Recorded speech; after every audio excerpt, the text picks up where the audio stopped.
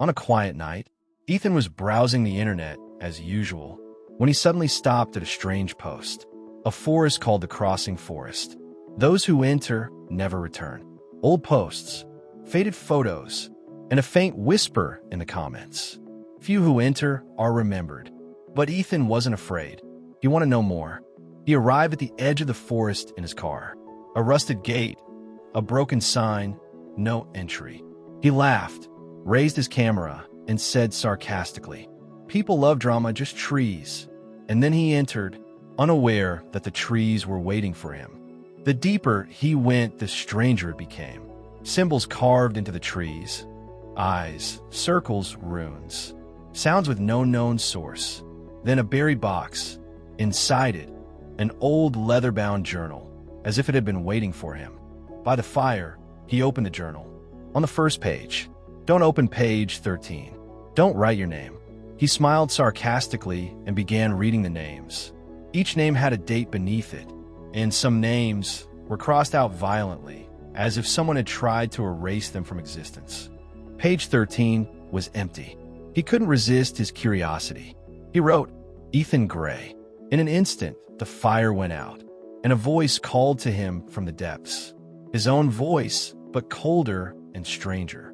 He tried to escape, but the paths kept repeating. His shadow did not move like him. He ran. Then he found himself standing in front of it. A copy of himself, with red eyes and a dead smile. He was being chased by his copy, and every tree whispered to him, calling his name. The branches tangled around him, but he didn't die. A hand pulled him to safety. A girl named Mira. She said, "You're not the first." Mira explained the truth to him. The journal is a trap. The forest feeds on names. Whoever writes their name becomes the hunter for the next. Dozens of journals, walls carved with forgotten names, and a map telling the story of the forest's victims for centuries. He opened his journal and turned to page 13. He wrote, "Name, the end. No more names." The journal slammed shut. The ground shook. Flames erupted from beneath them, and Ethan closed his eyes amidst the explosion. He woke up in his bed. Was it all a nightmare? He opened his email. A message titled, "Recognize this?"